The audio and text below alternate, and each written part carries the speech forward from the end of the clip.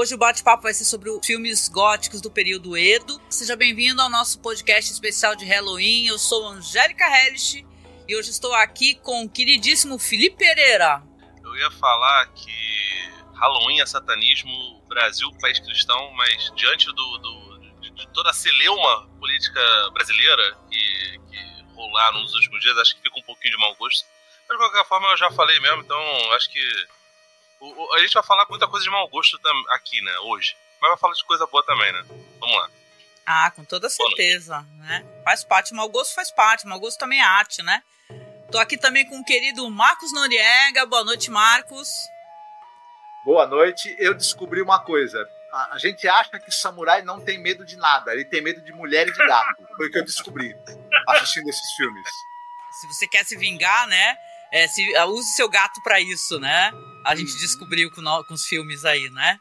Muito bom. Também com o queridíssimo Douglas Freak, lá do Pod Trash, gente. Tudo bem, Douglas? Tudo. Eu sou que nem lá na Noiva de Hades. Eu sou professor também, tô só esqueleto. Também. É verdade, né? Tá só o pó, né? Que nem o pessoal fala, né? Horror. É horrível. Mas vamos lá. Horror horrível. E também com o queridíssimo Rodrigo, que é do Reminiscências de um Lorde Velho, novamente conosco. Tudo bem, Rodrigo?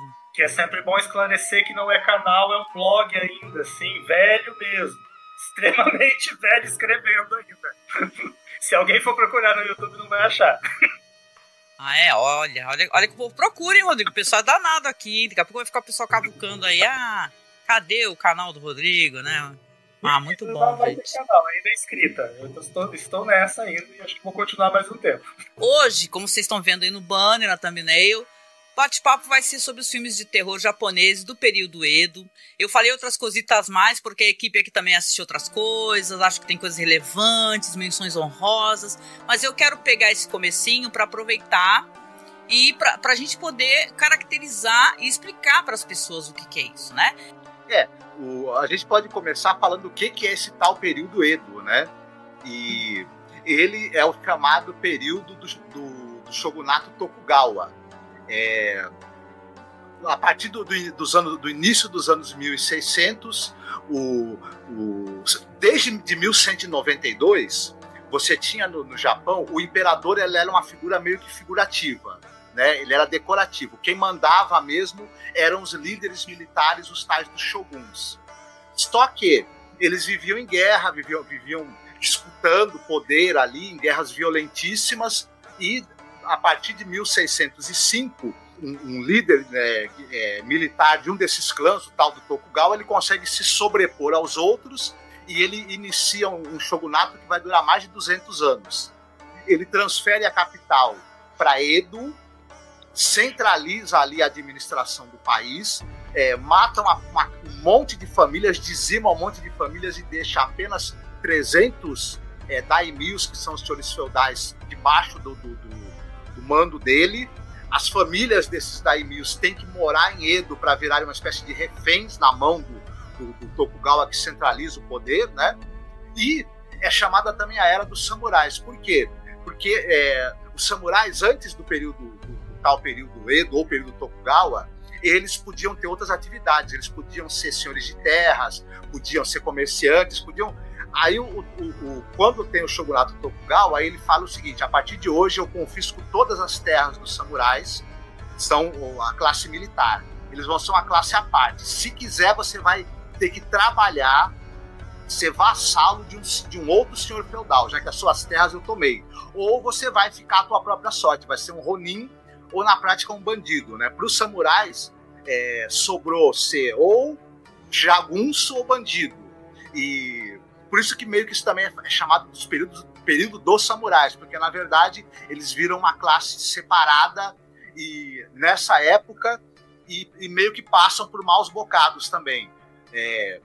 O shogunato Tokugawa vai acabar depois em 1868, onde o imperador retoma o poder dele e, enfim, aí acaba o período Edo.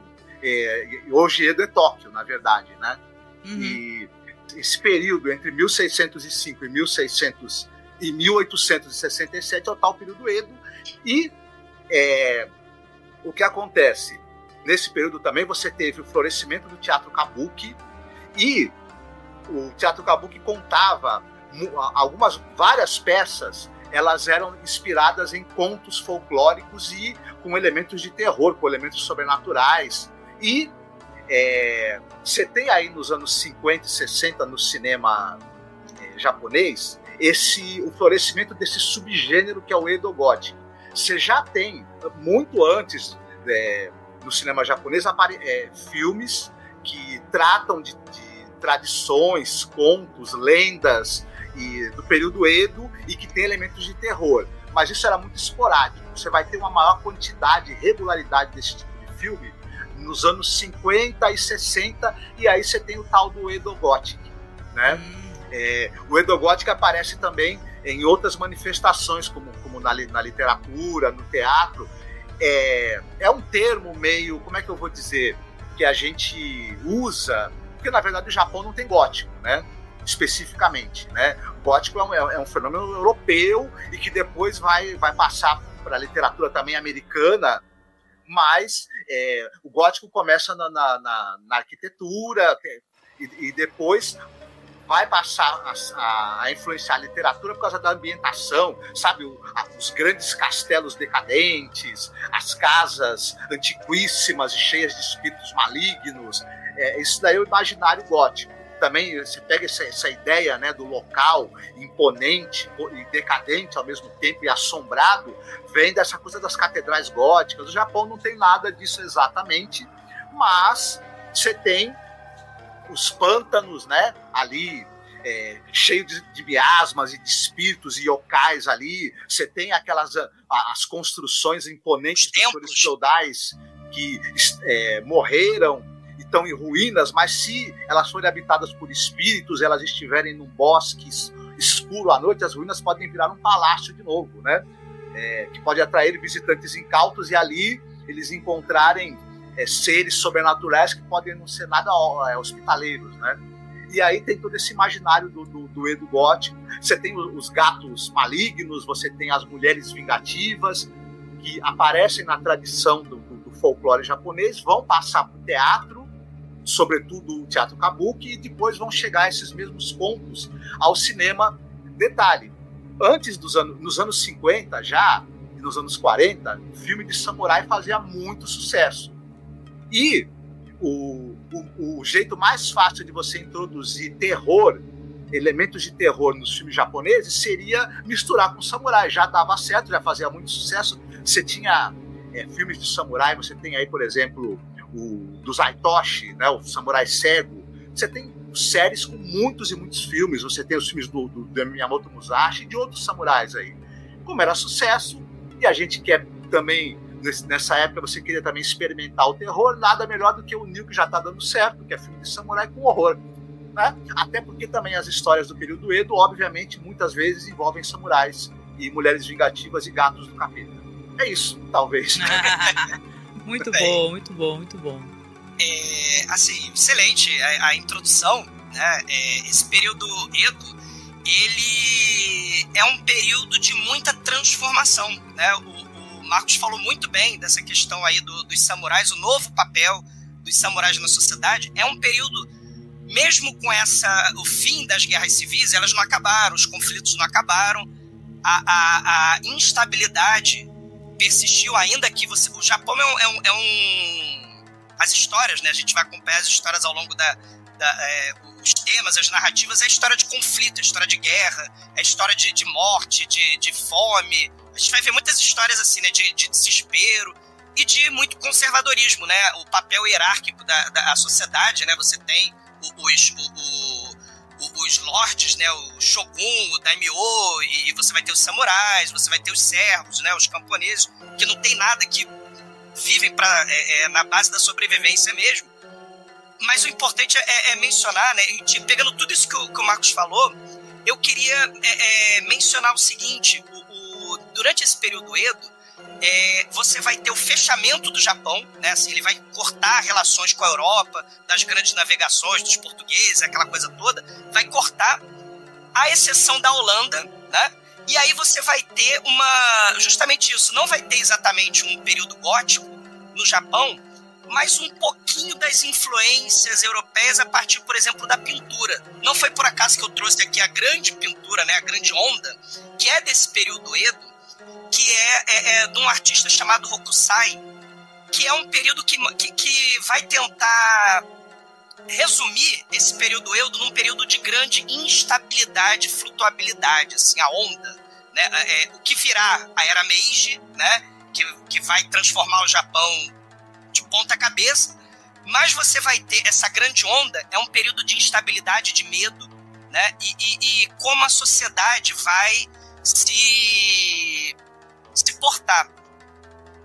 Tóquio, Edo, né, na época, tinha mais de 1 milhão de habitantes no século XVIII, e você vai ter muitas histórias de viajantes, de peregrinos, para buscar o que a gente vai chamar do mundo flutuante. Se a gente está falando de yokai, se a gente está falando de espírito, vai ter esse mundo flutuante, que é a busca dos prazeres. Em japonês é o ukiyo. Esse ukiyo, ele vai virar, o Marcos falou muito bem, dos teatro kabuki, vai falar do bunraku, que é o teatro de fantoche, tem os bares, né, izakaya, talvez, né, bar em japonês, né, você vai ter a busca dos prazeres mundanos. Então, Edo vai ser o grande centro. E se vocês repararem nos filmes, na grande maioria dos filmes, tem os samurais, né? Muitos deles desonrados, porque eles vão querer buscar o prazer além da honra, né? Vai ignorar a honra. E você tem o Distrito da Luz Vermelha, que em Edo era o mais famoso, aquele centro de prostituição que vai ter as famosas geishas, né? O Distrito da Luz Vermelha. E muitas histórias de reparação e de sofrimento feminino mesmo, né? As mulheres ali, as geishas, tentando sobreviver e tentando viver aquela vida, né? E vai ter a vingança, vai ter a desonra dos samurais. E aí vocês lembram daquelas pinturas famosas? Eu tenho aqui algumas, ó. Isso aqui, ó. Não sei se vocês conseguem ver. Dá pra ver direitinho? Sim. Né? Essas pinturas aqui dos samurais são os ukiyo-e, que eram tipo as figurinhas trade card da época, que eram de samurais muito famosos. Vai ter geisha, vai ter samurai, vai ter ator. E aí, ó, esse aqui também é muito famoso na época, né? Não sei se dá pra ver direitinho. Sim. E a cor azul... Pode afastar um pouquinho que acho que pega melhor. Isso. Pega melhor assim? Pronto. Isso, Dá pra ver direitinho? Isso Né? aí. Então, repara que a cor azul, ó, na cor azul também, né, do Hokusai, né, é porque tem a Rota da Seda.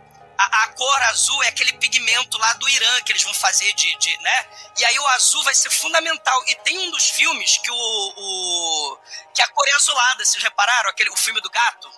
Da mansão do gato? Né? A cor é azulada. Por quê? Por causa dessa questão do período Edo. O Hokusai tá falando do medo, né? Essa pintura, essa figurinha, ela é bem assustadora, né? Porque assim, a grande onda chegando e os barcos de pescadores, ó, estão tentando sobreviver. O Monte Fuji tá aqui no finalzinho, aqui, tá bem no horizonte, e isso vai ser uma influência da Holanda. A perspectiva do Renascimento e tal vai ser uma das pouquíssimas influências. Então você tem essa relação, o período Edo é um período de fechamento, de isolamento. Aí vai chegar, né, os Estados Unidos com a grande diplomacia do canhão, que vai levar a democracia, né, e vai bombardear tudo, e aí vai ter que abrir pro...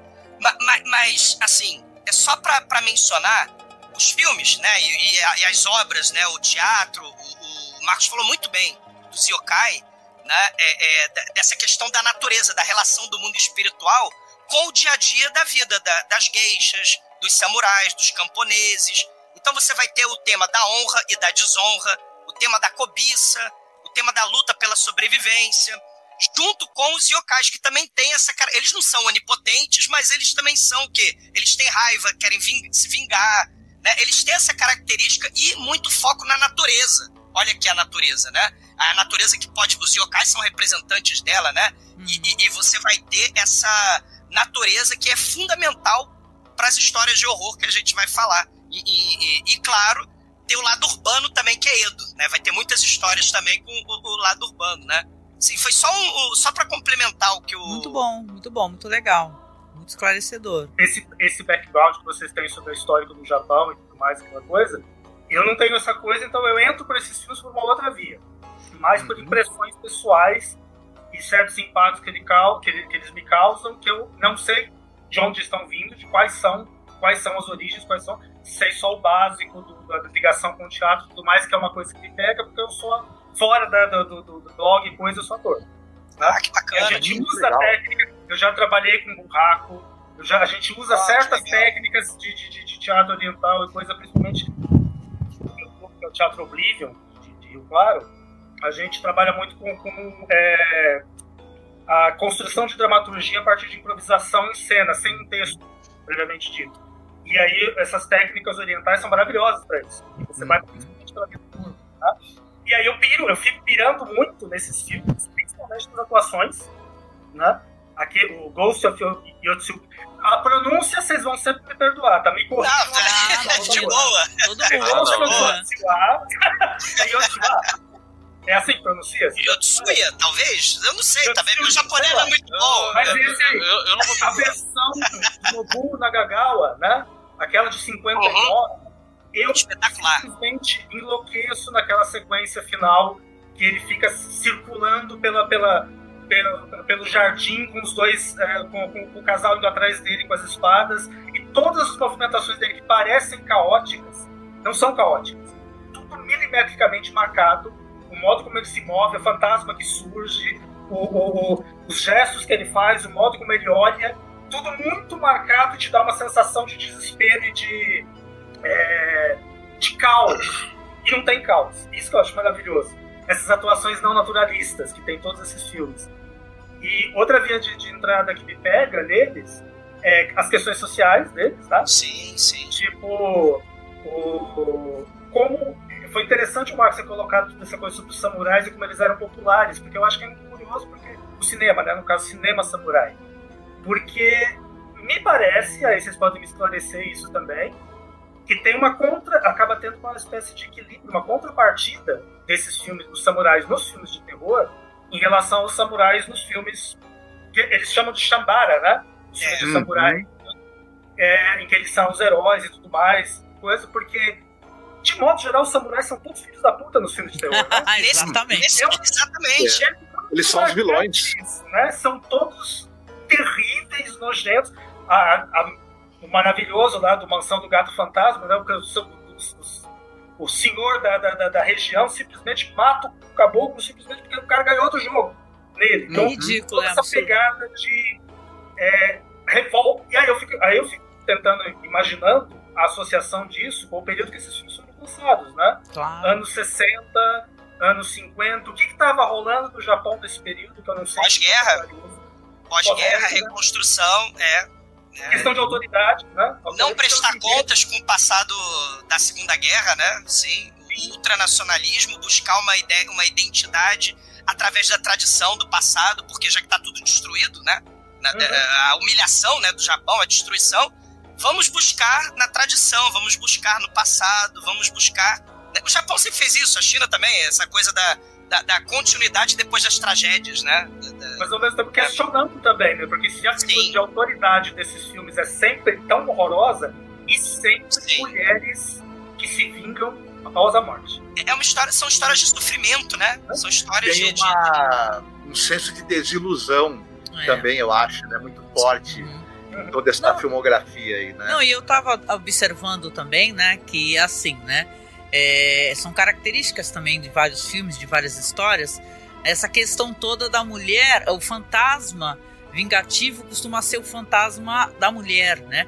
Parece que o homem, assim, você não vê quase pelo menos que dos filmes todos que eu assisti. Tem uns 2 ou 3 de homens e uns 7 de mulheres. Muito de mulher, né? As mulheres, assim, porque tem uma aura masculinista e tal, né? Nos filmes, né? A mulher, uma sociedade patriarcal, né? Uma sociedade patriarcal, a mulher é vista como mais desequilibrada, talvez um ser um tanto quanto inferior. No ator é tratada como é tratada, né? Mesmo estando no contexto de guerra, né? E tem várias situações que o cara casa com a mulher, por exemplo, tá pobre, abandona a mulher ou mata a mulher e, né? E é isso aí, bola pra frente, vai pra outra. Uma mulher só pra ela isso, tem a questão de difamação, né? Então é interessante, eu assisti vários filmes, é claro, a gente assiste olhando, falando, nossa, o que esse cara tá fazendo com essa coitada dessa mulher? Tem um filme maravilhoso que eu tava assistindo, acho que o Rodrigo até mencionou, que o cara ainda envenena a mulher. Ele envenena a mulher. E ela, coitada, com o bebezinho, ela fala, eu não vou te deixar com esse monstro aqui. E dá cabo do bebezinho, né? Então aí vai ter o Fantasma Vingativo. É lindíssimo esse filme, Rodrigo, lindo. A gente vai comentar mais sobre ele. Mas e a gente torce pras mulheres, né? E a gente torce pra elas, né? Pelo menos eu tava torcendo. Sim, tem fantasmas femininos que tem uma outra coisa que eu achei muito curiosa também, porque são coisas culturais, né? O lance das lanternas. Porque tem a noite lá que eles vão lá fazer as cantorias e botam as lanternas no rio para as almas dos mortos, né, descansarem. Aí quando o coitado do cara, a gente também vai comentar, ele vai ajudar, pra que ele foi fazer isso, né? Ajudar a tirar a lanterninha que ficou presa das 2 lanterninhas. Pobre professor. Pobre professor, lembrei professor de só tudo. quer ajudar. Né? Assim, meu Deus, é a noiva de Hades. A gente vai falar. Posso só fazer Posso só fazer um apontamento baseado no que o Lorde estava falando? É o seguinte, a gente verifica que a arte, em especial, quando uma arte de um país, e normalmente nos especiais de Halloween nós nos debruçamos sobre o cinema de algum país, ela normalmente representa, por mais que seja uma história de época, representa o espírito do seu tempo. Você pega, por exemplo, os filmes do James Bond. Muita gente reclama que, nossa, os primeiros filmes do Sean Connery, o James Bond é extremamente machista, e não sei o que, ele tá toda hora fumando esse negócio todo, e muita gente acha que isso é digno de cancelamento, é uma palavra idiota, mas enfim, muita gente acha isso digno de cancelamento. Eu acho isso uma besteira tremenda, porque no final das contas, o James Bond, ele é um personagem que ele ajuda a registrar e documentar como eram as épocas de cada um dos filmes e de cada um dos seus intérpretes. A mesma coisa a gente vê no cinema popular e nesse cinema do Edo Lugubri. A maior parte dos filmes que a gente fala aqui, eles tem um, acho que dos anos 30, tem um dos anos 40, a maior parte deles é dos anos 50 e a outra é dos anos 60. Então, assim, essas histórias elas começam no período da Segunda Guerra Mundial. Por acaso, o filme de 1930 é o menos dark deles, não à toa. E depois disso, vai ficando cada vez mais depressivo, de certa forma. Por quê? Porque isso faz mais ou menos uma rima com o espírito do Japão no pós-guerra. Se a gente pega nos Estados Unidos, por exemplo, a época da nova Hollywood, em que surge figuras como Scorsese, Brian Palma, Coppola, e toda aquela galera, até caras que hoje a gente acha que são malucos mais positivos, como Steven Spielberg. Os primeiros filmes desses caras eram filmes que eram bastante reflexivos. À exceção dos caras da nova Hollywood, que faz um filme que é mais, sabe, astral lá no alto, como diria o Renan do Choque de Cultura, é o George Lucas, que faz o American Graffiti e o Guerra nas Estrelas. E aí é um filme que meio que tenta levantar a bola pra cima. Por quê? Porque esses filmes, eles falam de uma época dos Estados Unidos em que tinha uma grande crise, né? Depois do Vietnã e toda aquela coisa. Então, assim, a gente vê esses filmes refletem, de certa forma, um pouco do espírito do Japão no pós-guerra, como Godzilla também retratava, e boa parte dos filmes de Kaiju, e os filmes de Kaiju, obviamente, depois vão mudando, né? Você pega, por exemplo, o Mothra já é uma parada completamente diferente, os filmes que tem mais conflitos com Godzilla perdem um pouco desse clima, ficam mais massa velho, mas esses filmes aqui, não. E, além disso, essa questão dos samurais, ela é maneira também, porque, assim, a gente aqui no Brasil, especialmente, né, e boa parte do cinema, boa parte da cultura que influenciada pelos norte-americanos, normalmente veem os samurais como seres abnegados, né? Até a música lá do nosso querido DJ Avan, o DJ Avan é mais ou menos sobre isso, né? Um cara abnegado, esse negócio todo, quando não necessariamente. Para fora do Japão, talvez exista essa visão mística dos samurais, mas a gente vê em diversas obras, às vezes até obras infantis, em animes, por exemplo, que falam sobre a época do shogunato, você vê um monte de samurais que são absolutamente sem caráter. Tem vilões e tem heróis dentro desse período. A grande questão é que esse período que a gente está falando do Edo Lúgubre, ele meio que mostra eles como figuras extremamente decadentes. E, ao meu ver, a parte de valorizar o olhar feminino é também uma tentativa de supercorreção, porque países depois que acontecem guerras, especialmente os países que perdem a guerra, eles acabam, de certa forma, valorizando as figuras femininas por conta até de dizimamento dos homens no pós-guerra. Porque boa parte deles estavam no meio do conflito. E a gente vê muita coisa da cultura pop japonesa que é influenciada por isso. Até jogos de videogame. Tem acho que a maior parte de vocês não deve ter jogado porque vocês são tem um pouquinho mais de idade do que eu, mas tinha um jogo na época que eu era garoto e que até hoje é extremamente popular, chamado Pokémon, que é basicamente uma história de garotos que vão através do mundo atrás de criaturinhas. E aí você vê poucos homens adultos nesse mundo, seja qual for o continente deles. A maior parte dos garotos que começam a sua jornada são garotos, ou garotas, né, no caso, de 10 anos. Você vê muitas mulheres, você vê muitos adolescentes, mas você quase não vê homens. A teoria de boa parte das pessoas é que o Japão passou por uma guerra e por isso você quase não vê homens ali. Por isso você vê muito ou homens muito velhos, que já ou são pessoas que não lutaram na guerra, ou são sobreviventes da guerra que já estão velhos, mulheres e, obviamente, adolescentes que podem ser de ambos os sexos. Então a gente vê isso em manifestações de desenhos animados. A gente vê isso... Muitos Pokémon são yokais, né? Sim, são monstros, né? É o que eu ia perguntar, se dá pra associar yokai com Pokémon. Tem o design de alguns deles, são designs de yokais. Sim, o design dos bichinhos, Até porque, eu não sei como é que é no Japão, mas Pokémon em inglês é Pocket Monster, que são monstros de bolso. Por isso que eles ficam em Pokébolas. Então, assim, obviamente que tem a ver com isso. Inclusive tem um tipo, que é tipo de fantasma, que geralmente tem a ver com isso. Depois, nas outras gerações, da segunda geração pra frente, tem um tipo Dark, que é noturno, sombrio, que geralmente como se traduz aqui pro Brasil, que também tem Pokémons nesse formato. Mas normalmente os fantasmas são... Se você jogar no Google Gengar, por exemplo, ou Haunter, que são os principais Pokémons fantasmas da primeira geração, você vai ver que eles têm um formato bastante parecido com o de yokais também. Mas enfim, você vê que boa parte dos animes japoneses são baseados em histórias de adolescentes, não é só para atingir o público adolescente, é também porque alguns deles se passam depois da Segunda Guerra e refletem sobre isso. Então as aventuras, elas não são feitas necessariamente por jovens adultos. O Cavaleiro do Zodíaco, por exemplo, o mais velho dos principais cavaleiros tem 14 anos. Tem Cavaleiro de Ouro de 15 anos. É isso. Digimon é baseado em histórias de adolescentes. Pokémon, baseado em histórias de adolescentes. Yu Hakusho são garotos jovens, garotos saindo do colegial. Então, boa parte do que a gente vê, Dragon Ball é uma criança que vai se tornando adulto ao longo história chinesa.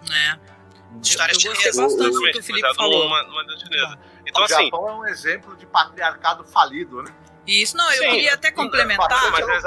Mas é exatamente por isso que você vê que as figuras de fantasmas são mulheres que são esculachadas durante a vida, e aí, como o mundo terreno eu tenho uma opinião diferente referente a isso daí, porque, assim, não, veja bem, né?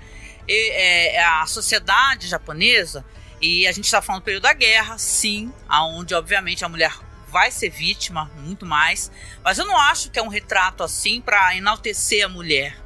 É um retrato que os caras têm até hoje.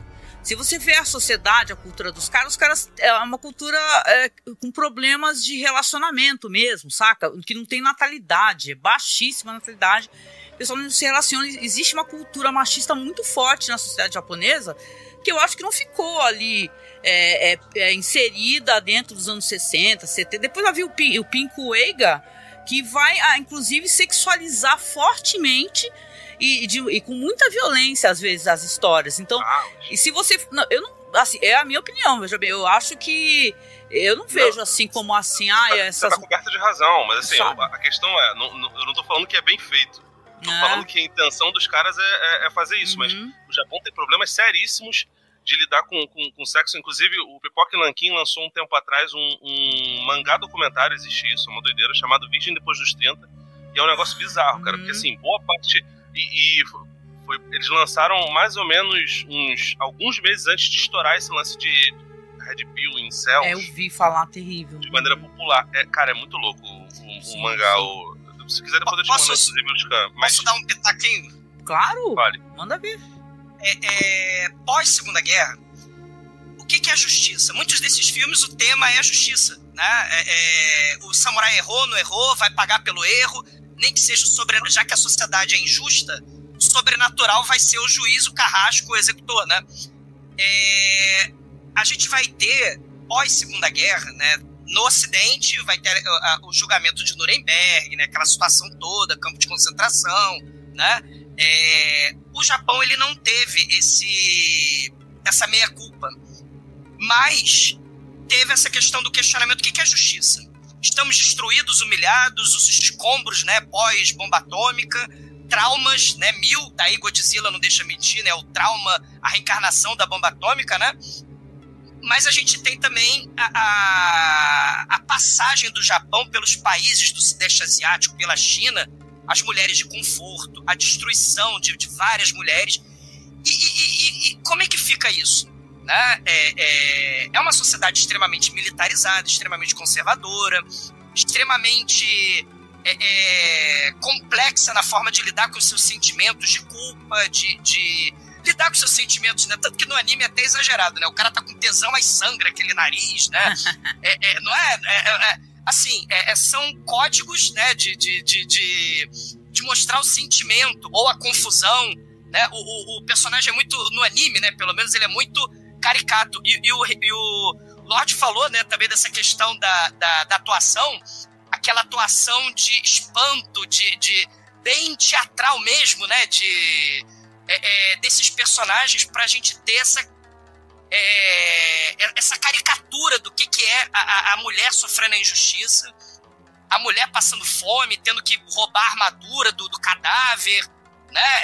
Ou então a própria mulher fantasma, que ela morreu vítima de estupro e ela quer pelo menos transar, né, com um mortal, né, pós-mortem, né? Então, assim, o sobrenatural, já que a gente não tem a justiça dos homens, vamos dizer assim, o sobrenatural, ele passa a ser uma forma de lidar com esse trauma, com essa situação de desalento, meu Deus, a gente tem o quê para lidar pós-guerra, né? E muitos desses filmes tratam disso. O Rashomon, filmaço, né, do Kurosawa, é um fantasma samurai que ajuda a investigar o crime que ele sofreu, né? Você tem a versão de todos os humanos que não prestam, e você vai ter o sobrenatural que vai resolver, né? Que vai tentar trazer à luz o problema, né? Então a gente tem uma sociedade muito injusta, muito conservadora, muito fechada até nesse sentido, né? Claro, você tem a tecnologia de ponta, tem influência dos Estados Unidos, vai ter influência dos Estados Unidos, da Europa e tal. O próprio Edo Lúgubre, quando a gente fala do filme da Mansão do Gato, tem uma influência muito grande da Hammer, né? Mansão Assombrada, o Gato, o Corvo, tem corvo no filme, né? Tem corvo do Edogawa. O cara emparedado atrás da parede. O cara emparedado. Do Gato Preto. Do Gato Preto. Ele tem diálogo nos anos 70 das pessoas emparedadas também, os diálogos da Itália. Tem, assim, e a Angélica falou do Pincoega. Muitas dessas histórias, assim, a gente tá nos anos 50, né? Aí os anos 50 tem essa coisa do samurai, do período Edo, né? Vingança, sobrenatural.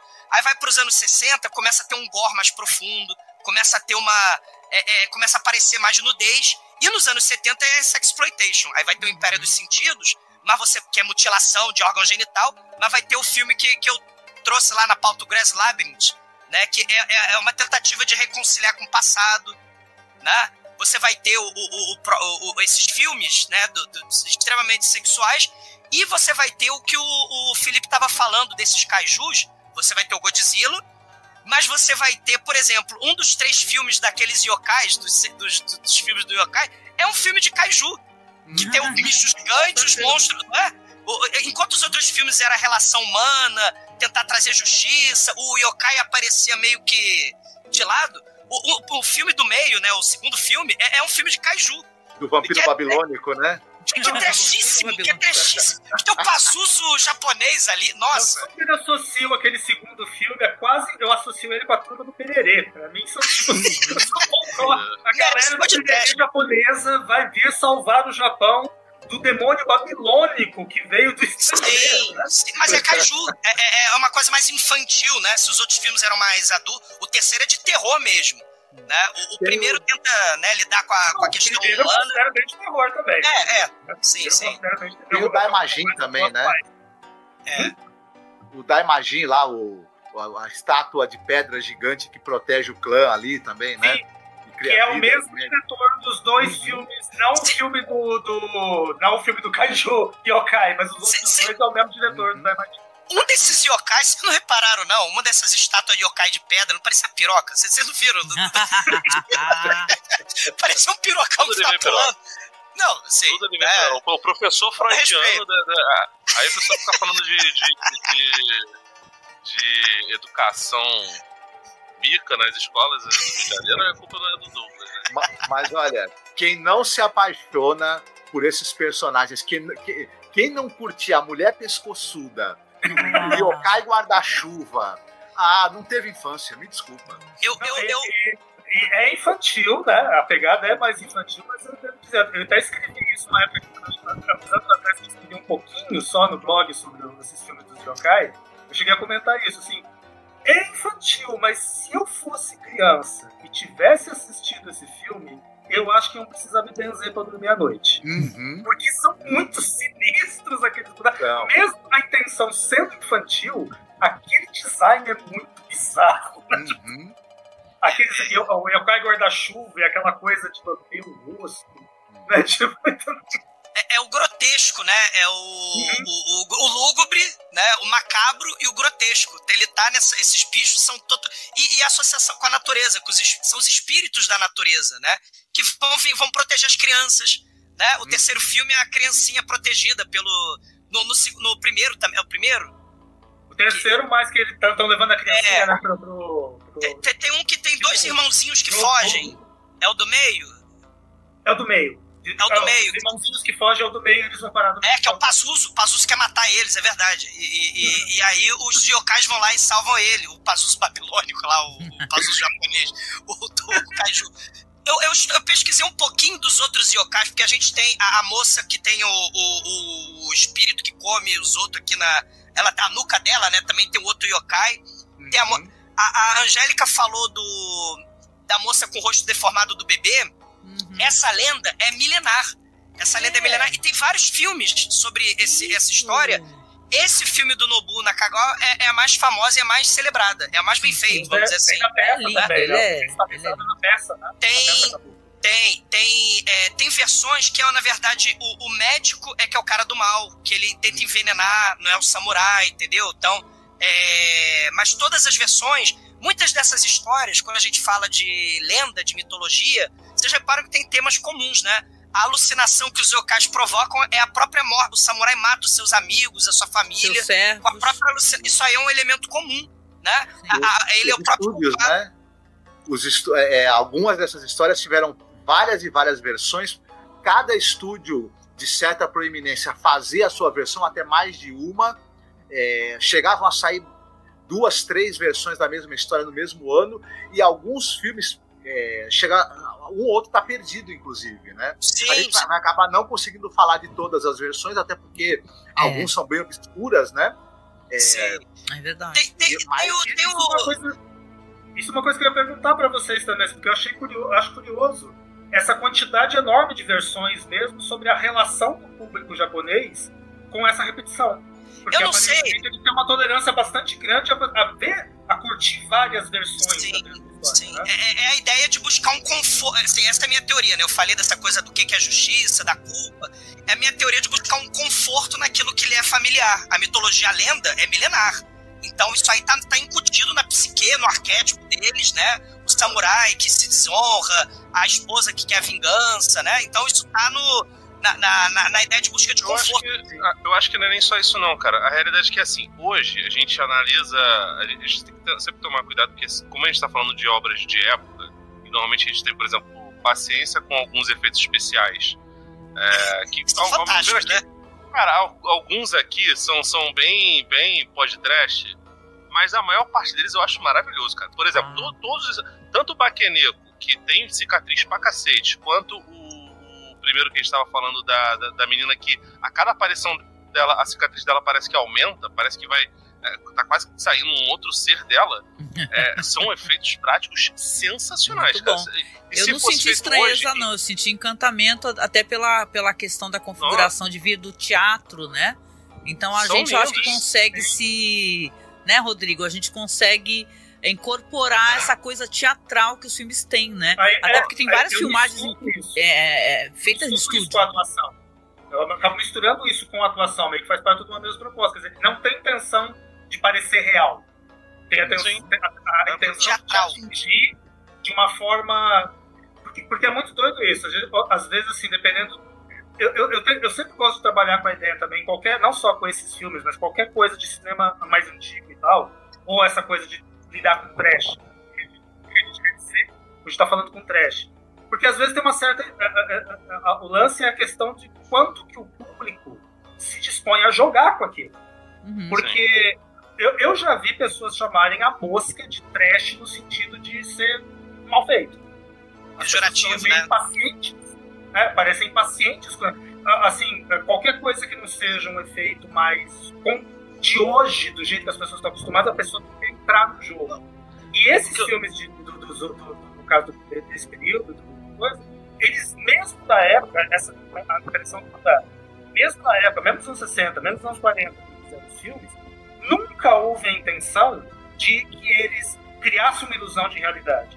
A ideia é de causar um impacto iconográfico mesmo. Você reconhecer aquela maquiagem teatral. De repente, os atores estão com maquiagens teatrais que surgem. O fantasma não está caracterizado como um defunto apodrecido. Não, ele está... Até o lance deles estarem sobrevoando, assim, meio flutuandinho, isso funciona pra cacete, cara. E vou te falar, cara, é uma besteira tremenda, o Lorde Velho. Você pensar que, nossa, os efeitos especiais de hoje eles são mais realistas. Cara, não são, porque boa parte a gente não tem essa questão, né? Você tá acostumado. Exatamente. Com ele, né? Não, e o efeito digital, Lorde, ele envelhece horrivelmente. Leite fora da geladeira horrorosamente. Se você for ver a Pedra Filosofal, a cena daquela mesa gigantesca com os fogos de artifício hoje, e você não tiver não pegar o mais 4K absurdo, cara, você vai achar que dali tipo assim, nível abertura do Castelo Rá-Tim-Bum. O Ameaça Fantasma. O Ameaça Fantasma do Jorge Lucas. Datadíssimo. Tem uma coisa que a gente chama de cinema de imaginação. E que um pouco esses efeitos especiais nível hollywoodiano muito caros matou um pouco isso. Sim. E é exatamente o que o Rodrigo falou. Os efeitos visuais, as trucagens, eles eram feitos para excitar a sua imaginação, para provocar a sua imaginação. Pressupõe uma aliança. Exato. Você comprava aquilo fazia sentido dentro da trama que você estava acompanhando e a sua imaginação tinha que completar parte daquilo. Era uma brincadeira em que você também participava. Com a grana e a tecnologia de Hollywood, é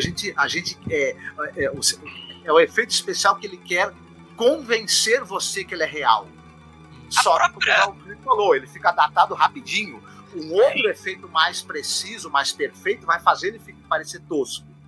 A própria ideia, por exemplo, de você ter aquele fundo preto, quando você tem a moça do pescoção, ela atrás do biombo, aquelas sombras, jogo de sombra, para deixar pra imaginação, essa própria estética, não sei o nível de otaquice de vocês, não sei quem é otaku, quem não é, mas se a gente acompanhar os kaijus da vida, os Jaspion, os Metal Hero, aquela estética bebeu diretamente dessa fonte. Você vai ter os monstros, os kaiju, em cada episódio tinha um yokai, né, pra ser morto, e aquele jogo de sombra, aquele jogo de truque de câmera de baixo orçamento, com muita criatividade.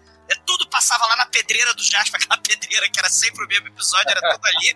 Né? Então, assim, a gente tem essa... a estética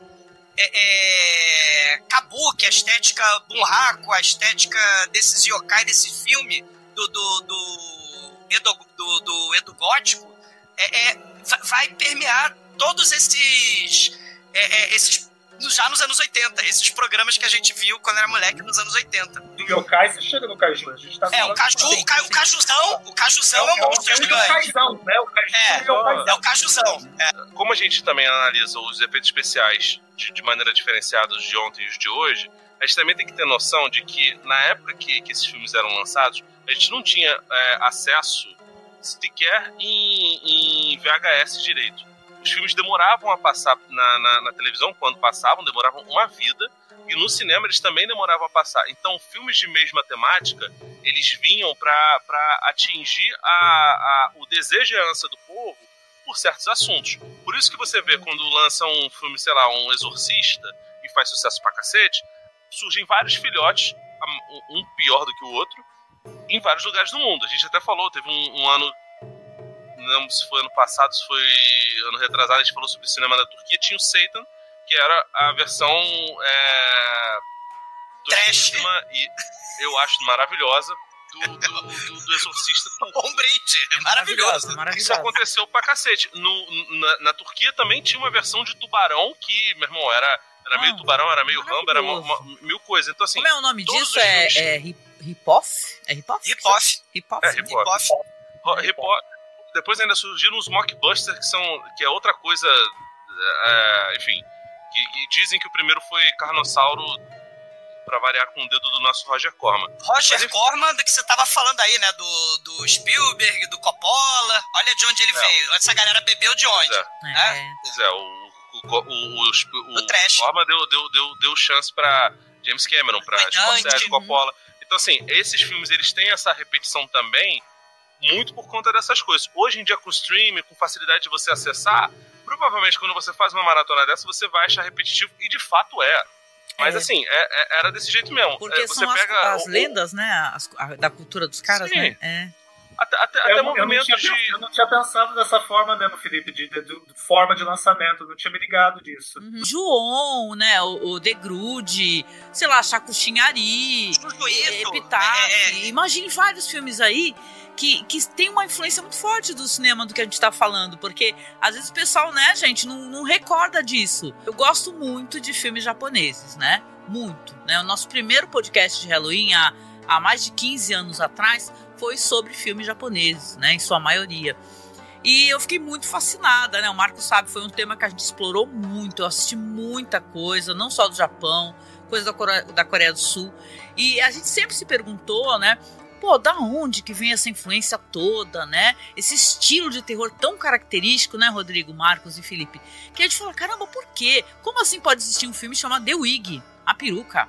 Entendeu? Então você fica mesmo, né, pensando, caramba, que interessante, né, gente? Só completando isso que você está falando dos filmes recentes, porque aquela coisa de portas de entrada. Eu entrei para esses filmes mais antigos a partir desses filmes recentes também. E é aquela revelação, né? Quando você se dá conta. Então, o gato do João é um paqueleiro. Tipo, é maravilhoso você se dá conta. Então é isso, é daí que esse negócio veio. Eu acho maravilhoso. Porque aí você saca o que aconteceu com o menino que é gato e o gato que é menina. Tá, isso não vem daí do João, isso tem longa tradição, né? E aí, é o Baqueneco, né? Eu digo mais, cara. E a própria né, a Mulher da Neve, cara. A Mulher da Neve, bicho, é muito. Eu acho uma influência tremenda. Eu chorei assistindo esse filme, eu chorei. É lindo, é do caralho, tá? Se eu tivesse que fazer uma fantasia de Halloween, óbvio que não ia ficar tão bem, porque infelizmente Deus tá me abandonando no quesito cabelos, mas obviamente compraria uma peruca e faria. Eu não tô dizendo não, cara. Eu vou ficar bem, cara. Eu fico fudido, eu não vou seguir, cara. Mas enfim, cara, é lindo visualmente. Só falando. Os baquenecos estão dominando tudo. Não iria derrubar a live, iria, sério. Só mencionar, eu entrei por, né, deu um problema aqui do Halloween, do mal aqui, né, os yokai estão invadindo minha internet, mas o Takashi Miike e outros diretores hoje, o Takashi Miike, ele fez, baseado no segundo filme Kaiju lá dos monstros de yokai, ele fez o Great Yokai War. Sim, que é um filme infantil. Não assisti ainda esse. Que é um filme infantil que os yokais, tipo, o vilão do mal pega os yokai e transforma ele em uns bichos cyberpunk. E aí os bichos cyberpunk, tipo o Tetsu Iron Man, né? E aí ele tem a máquina que faz os bichos cyberpunk. E a criancinha tem espada mágica, tem o capa que ajuda eles, né? Tem a princesa. Então, assim, é um filme infantil com toda essa mitologia, só que com estilo Takashi Miike, né? E assim, eu andei dando uma olhada nos yokai mais estranhos, mais esquisitos, né? Tem um que é aquele esqueletão gigante, né? Que ele é tipo aquele quadro, né? Que é um quadro famoso, né? Exatamente, do período Edo. Aquele quadro do período Edo com aquele estilo mesmo. Ele é o espírito da fome. As pessoas que morreram de fome vão se juntando naquele esqueleto. Porque é justamente aquelas catástrofes, né? Da fome no período, né, de guerra civil, de destruição, que muitos dos filmes tratam disso, né? Um perrengue que os pobres estão passando. E tem um que é mais esquisito, né? Tem o Death Kappa, que a gente vai falar do Death Kappa com mais detalhe, mas tem o Shirime. O Shirime é um yokai que ele não tem o rosto. Alguns dos filmes aparece o yokai sem rosto, né? Mas ele não tem o rosto. O primeiro filme do yokai tem esse, né? Sabe onde está o olho do Shirime? Aonde vocês imaginaram. O olho do Shirime tá lá no olho mesmo, na olhota. Quer então, dizer que no Shirime, o primeiro olho é o terceiro olho. É o refresco dos outros. É o refresco dos outros. O Shirime não tem rosto. É sério, é um bicho milenar também, assim. Então, são coisas esquisitíssimas, são assustadoras, né? Só lembrando dessa questão desses monstros, festival de monstros, desfile dos monstros, tem um filme que não é o período Edo, mas é o Jigoku, que é uma das representações de inferno espetaculares, né? Que é fantástico, é maravilhoso, né? O Jigoku. É o mesmo diretor de vários desses aí do período Edo, né? Do Nobu Nakagawa. Nakagawa, né? Que é o gore propriamente dito ali, né? O inferno budista com fogo, chama, espada atravessando o pescoço do sujeito. Tem assim, o rio de sangue, as crianças indo pelo rio de sangue. Tem umas imagens assim fortíssimas que assim foge um pouco do Edo lúgubre, né? Mas porque a coisa mais muito bom, Jigoku. Mas nossa, é muito bom. Agora eu queria pedir esse momento até pra gente poder ter tempo para isso, que é ter uma quantidade significativa de filmes, pra gente começar a conversar sobre os filmes, né? De maneira totalmente à vontade, gente.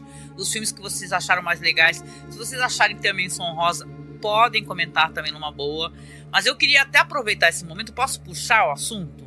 Puxar porque é assim, eu gosto muito de Kwaidan. Eu falo do Kwaidan há anos, né? Que é uma antologia do Masaki Kobayashi que, sei lá, como é que eu posso dizer, né? É de você sentar e até se emociona assistindo, né? Com a beleza do negócio. As histórias são fantásticas.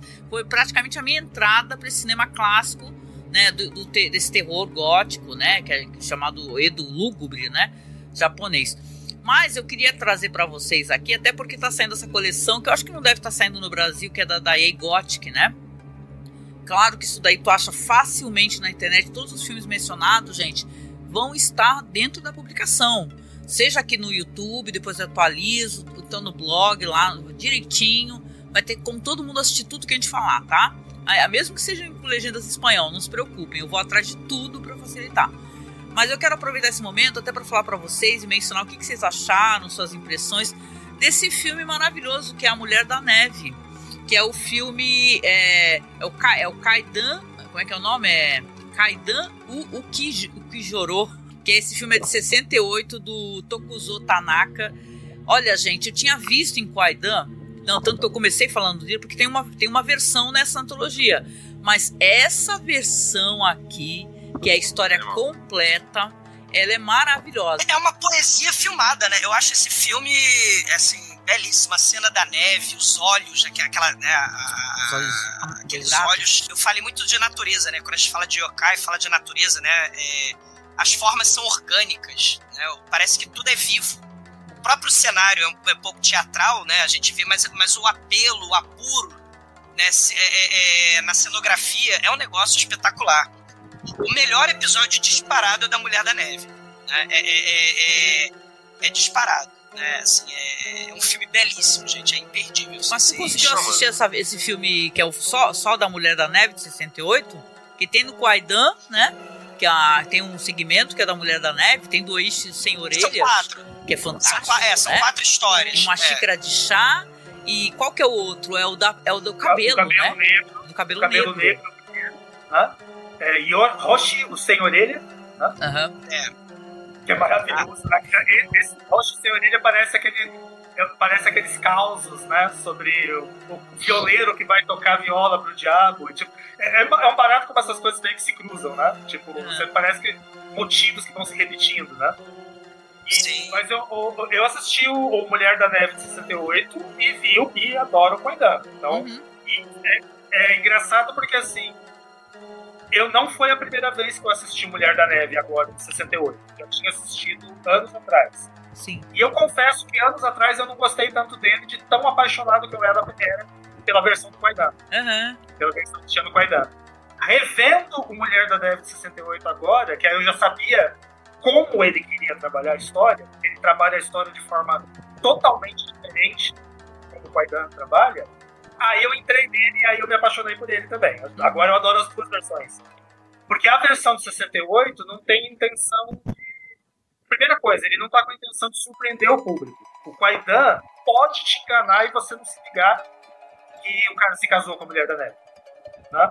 É possível você chegar no final e ser surpreendido por isso. Sim. A versão de 68 não, já te deixa claro desde o começo.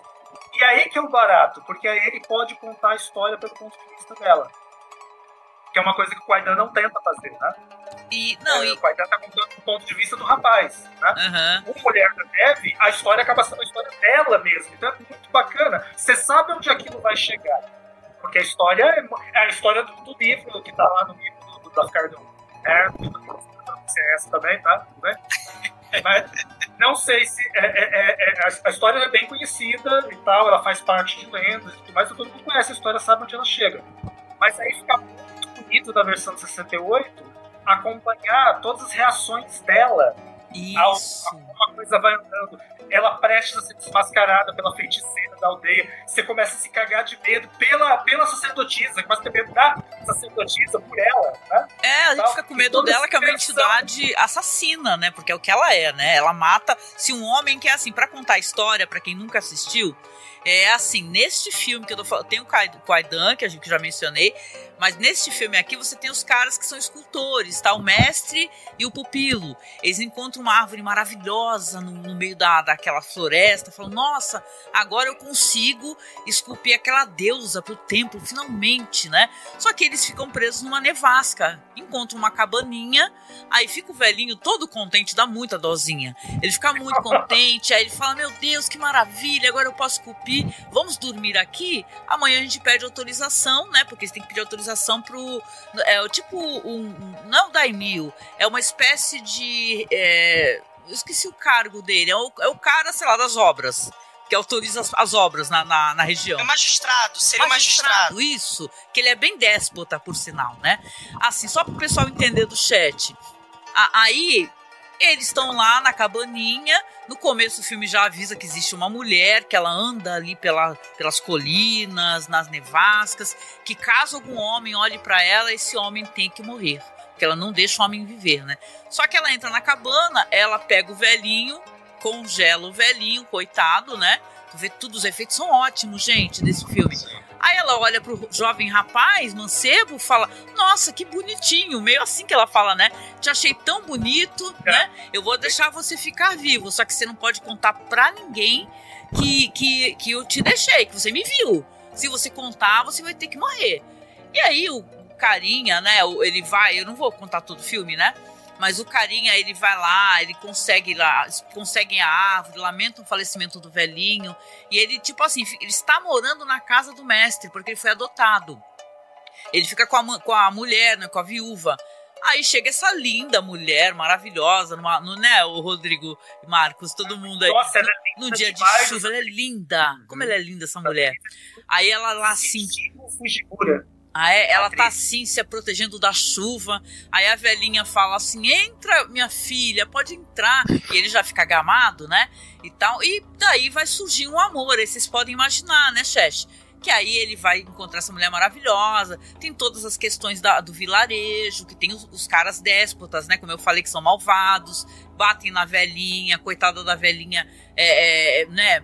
vai a óbito devido a isso, e ela pede a moça, né? Porque a moça tá lá alguns dias, porque pediram para ela esticar a permanência dela. Fala assim, você casa com ele? Porque eu não quero que ele fique desprotegido. E ele casa, é uma história de amor, né, gente? É uma história muito trágica, a Mulher da Neve, né? Porque tem várias questões ali. Aí tem questões políticas, não querem deixar mais ele fazer a escultura, saca? E ele fica meio sem inspiração, porque ele não sabe como vai fazer o rosto. Tem todo um lance muito lindo, gente, em relação a isso, ao rosto dessa estátua, né, dessa deusa que ele quer fazer. E é tão bonito, o Douglas estava falando a questão da xamã, né, porque eles vão lá, tipo como se fosse pra igreja, né, gente, né, vão lá, vamos lá ver a xamã, aí ela pega assim um caldeirão fervente de água, umas folhas e plá, aí o efeito das folhas voando, né, gente, plá, só a chaminha, né, aí toca nela, queima o ombro dela.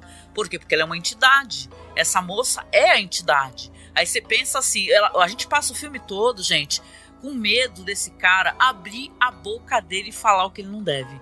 Fala assim, meu, ele tá com essa mulher linda, que nem o Rodrigo falou, ele já sacou, a gente já sacou que é ela, que eles não escondem que é ela, e bicho, e ele, uma hora você sabe que ele vai falar. Então a tragédia, que tem várias questões, tem um momento que vão tentar, tem certas palavras que não pode falar no YouTube, né, mas vão tentar atacá-la, né, né, e tal, e você vê que ela acaba mostrando a verdadeira aparência e as transformações no filme, gente, são lindas, para dizer o mínimo, são de dar medo. Ela tem um olhar, na hora que ela tá, né, Rodrigo, eu lembrei dos Vampiros de Olhos Dourados, né, daquela trilogia, dá medo na hora que ela olha pro lado, assim, com aquele olhar dourado e cruel, né, que ela é uma entidade muito forte, né.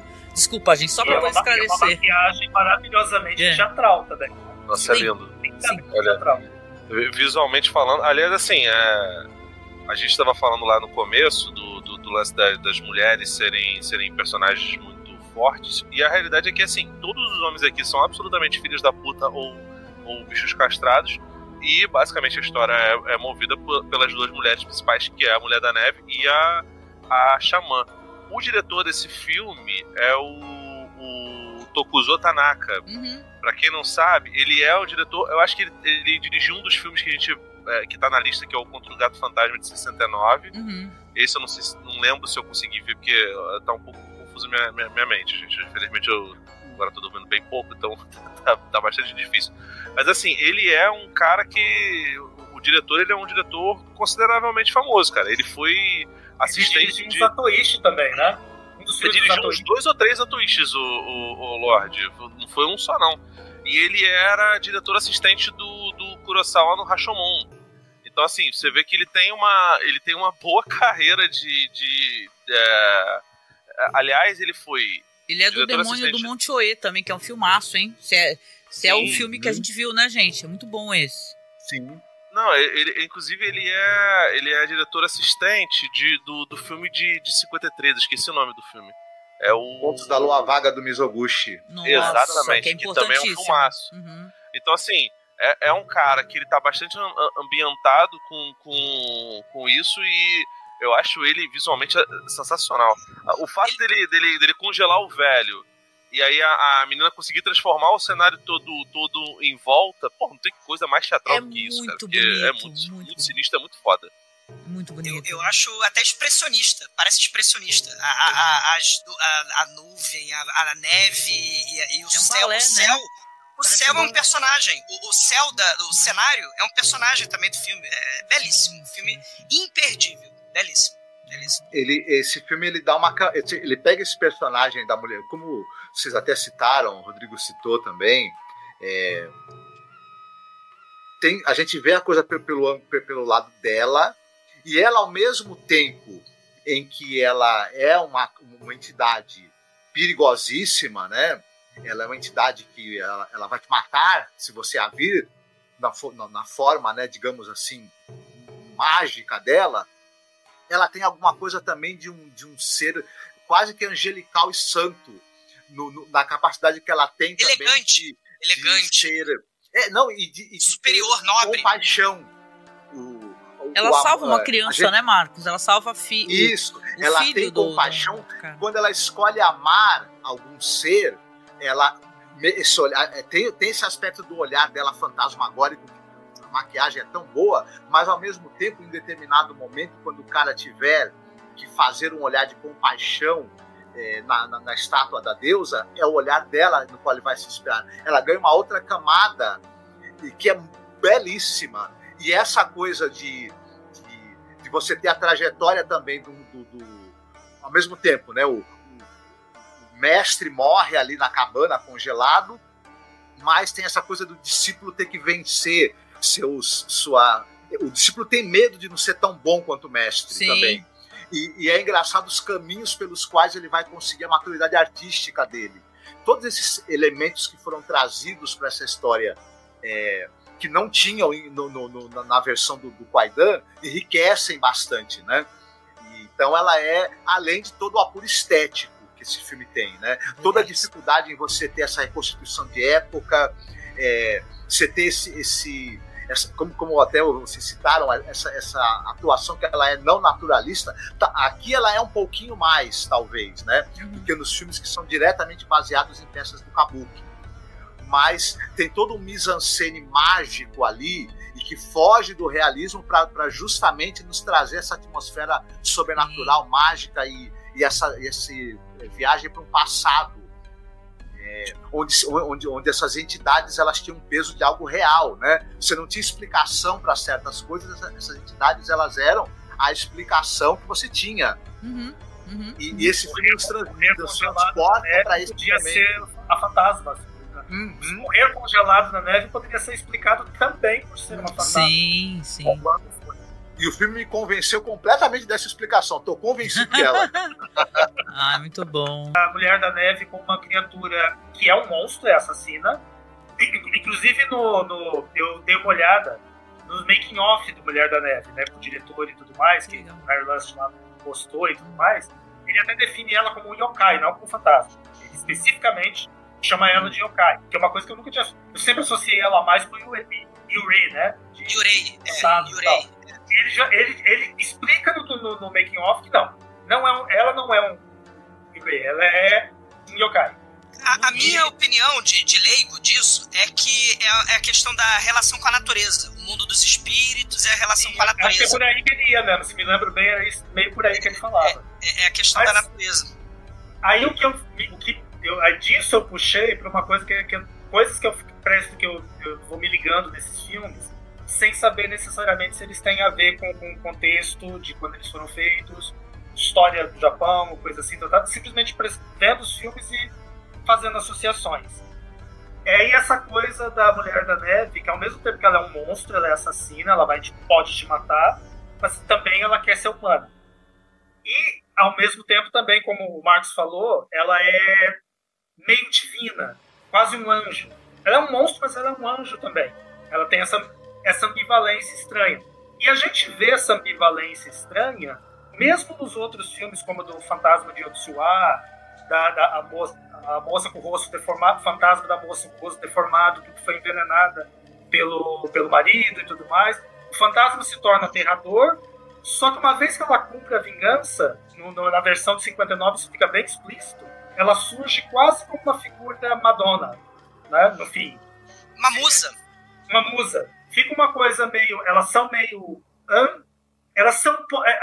o ódio pode transformá-las em monstro, mas cumprida a vingança, ela é um anjo. E essa ambivalência vai se mantendo. Só que o que eu acho interessante é que nos filmes mais recentes, nos filmes do J-Horror, que são derivados disso, sem dúvida, a fantasma do João é uma Uire descendente dessa tradição. Sem dúvida, a Sadako é uma descendente dessa tradição. Só que me parece, a impressão minha vendo os filmes, que nesses filmes mais novos, o aspecto de anjo vai desaparecendo. Elas se tornam muito mais malignas. Vai ocidentalizando. Não fosse possível ter uma redenção. A redenção era possível nesses filmes mais antigos, nessas peças mais antigas. Nesses mais recentes, parece que a possibilidade de redenção vai se perdendo. João, principalmente, é uma coisa terrível, porque aquilo nunca vai ter fim. Uma coisa que pega muito no João é que nunca vai ter fim. Aquela casa vai sempre reproduzir aquilo, sempre. E nesses filmes, pelo menos todos os que eu cheguei a ver desse período do Edo gótico que a gente tá falando, a redenção é possível. Os personagens são mais complexos. Os personagens são mais complexos, não tem essa questão do maniqueísmo. Né? Ah, é bom, é mal. Não, eles têm interesses próprios. Eles têm desejo de vingança, claro, né? Mas tem a redenção. E você tem motivações as mais variadas possíveis. Não é só necessário, vou fazer o mal porque eu sou do mal. Os caras mais clichê nesse sentido assim são os senhores de terra, né? As pessoas malvadas mesmo, né? Os samurais sem honra, né? Mas os yokais, eles têm uma complexidade, né? Isso é interessante, né? A questão por exemplo, no Ghost Story of Yotsuya, se a gente deixar de lado essa coisa ocidental de ver, sei lá, a natureza como algo maligno, né? As cobras são um símbolo que o samurai mata a cobra, né? É um símbolo da família, da tradição da moça, que ela é do ano da cobra, né? A moça que acaba morrendo, né? Deformada e tal. E vai aparecendo a cobra como um símbolo ali à espreita desse samurai, né? A todo momento. Mas não é um símbolo de maldade, porque no Ocidente a gente vê o rato, a praga, o gafanhoto, sei lá, a cobra, o morcego, como coisa do mal. Aqui não necessariamente, é simplesmente a natureza. E a natureza é implacável. A natureza, ela faz, ela é, né? Ela existe, né? E as pessoas que não souberem lidar com isso vão morrer, né? E tem a cobra. Ela nasceu no ano da cobra, né? E ela, inclusive, fala, na hora que ela vai morrer, né? Ela fala pro bebezinho dela, né? Eu não posso deixar você aqui nesse mundo horrível e você vai junto comigo. E você vai junto comigo. Então, você vai pro céu junto comigo. Ou seja, né? O mundo é tão horroroso, o samurai é tão tenebroso, o próprio pai, né? Que ela vai meio que salvar a criança, matando a criança. Uma coisa horrorosa, né? Terrível essa cena. Em termos de ocidente, né? De visão ocidental, né?